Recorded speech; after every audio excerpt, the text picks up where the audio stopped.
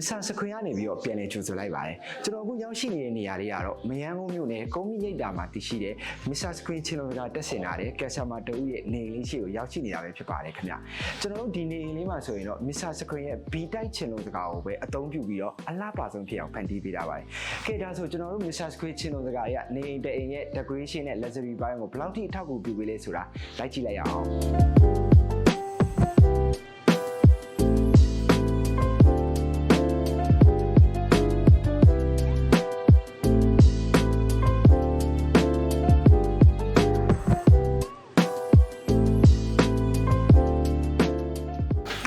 ဒီနေရာလေးကအမှန်ကန်တကားလေးပဲဖြစ်ပါတယ်ဒီနေလေးရဲ့အမှန်ကန်တကားလေးမှာတော့ဘီတိုက်ချင်လို့စကားကိုထထပေါ်မှာနဲ့တက်ဆင်လာတာကိုတွေ့ရမှာပါ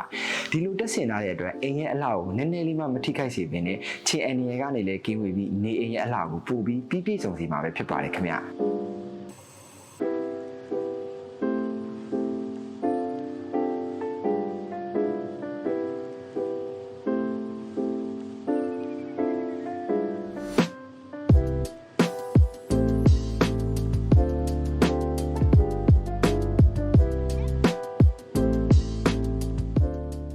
ဒီအိမ်ရဲ့အသက်သွေးကြောလို့ဆိုရမယ်မိဖို့ကြောင့်ဆိုတာကိုခန္ဓာရဲ့အာဟာရကိုဖြည့်ဆည်းပေးပြီးမိသားစုရဲ့ကျန်းမာရေးကိုအဆက်ဟပ်တဲ့အောင်ဖန်တီးပေးတဲ့နေရာဆိုလည်းမမှားပါဘူးဒီလိုအရေးပါတဲ့မိဖို့ကြောင့်ကိုဘေးကင်းပြီးတန်ရှင်းနေဖို့ကပိုလို့တောင်အရေးကြီးပါတယ်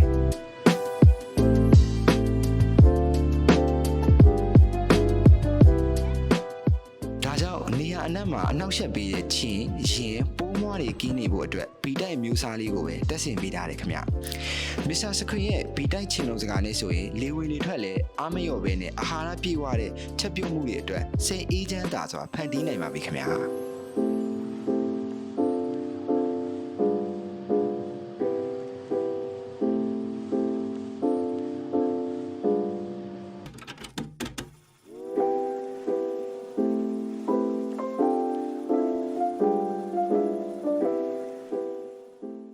စိန်ခံမှုဆိုတာနေရာတိုင်းရဲ့အသေးစိတ်တိုင်းမှာတည်ရှိပါတယ်။တင့်ရဲ့တီးသက်နာခွေရနေရာရေချိုးကန်းလိုအရာမျိုးမှတောင်မှပေါ့။ဒီလိုခန်းနာပြီးစိတ်ရှိတဲ့ရေချိုးကန်းမှာလေကောင်းလေတန်းကိုလိုအပ်ပေမဲ့တဘာဝရဲ့အနောက်ရှက်တွေကိုတော့မလိုချင်ဘူးဆိုချင်းလုံးစကားလေးလည်းရှိမှဖြစ်မှာပါ။ဒါကြောင့်ဒီဇိုင်းနဲ့နီးပညာကိုပေါင်းစပ်ထားတဲ့ကျွန်တော်တို့ရဲ့ premium design ဖြစ်တဲ့ B တိုက်အမျိုးအစားကိုပဲထည့်သွင်းတက်ဆင်ပေးရပါတယ်ခင်ဗျာ။